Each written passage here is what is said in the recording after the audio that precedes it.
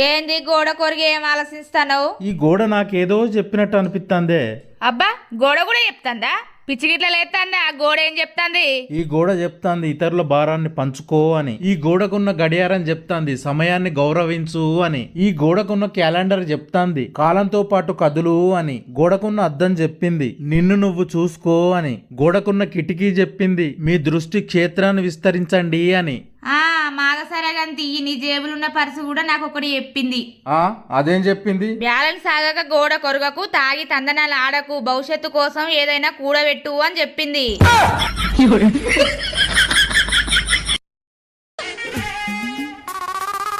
Logic కరెక్టే గానీ ఇంతకీ ఏం చేసి వచ్చావు? నేనేం చేయలేదు. అయితే ఏదో ఒకటి చేసే ఉంటాడు. ఊదు. దిస్ ఇస్ రెడిక్యులస్ ఐసే. ఊదరా. నేను తాగలేదే. మరి ఊదడానికి ఏం మాయ రోగం? అయ్యో స్మెల్ వస్తుంది. తాగకుండా ఎలా వచ్చిందే?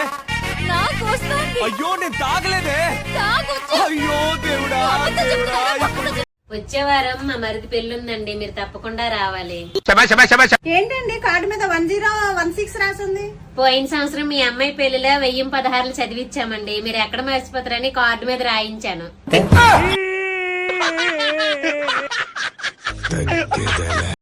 ఏంటి ఒకసారి మీ ఫోన్ లాక్ ఓపెన్ చేసేవ్వండి. అయిపోయి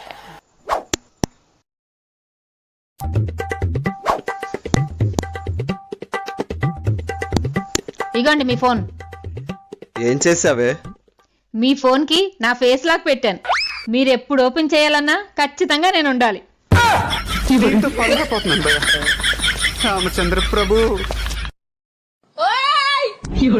লাইক কর, কমেন্ট কর, ভিডিওটা ভাইরাল কর, তাড়াতাড়ি কর. ఏంటి కొత్త సంవత్సరం వస్తుంది కదా, మన లైఫ్ మారుతుందంటారా? ఉప్మా పెసరట్ కాంబినేషన్ ఎప్పుడైనా మారిందా? లేదు. మన జీవితాలు కూడా అంతే. దీన్ని బట్టి నీకేమర్థమైంది? ఈ సంవత్సరం కూడా క్యాలెండరే మారుతుంది.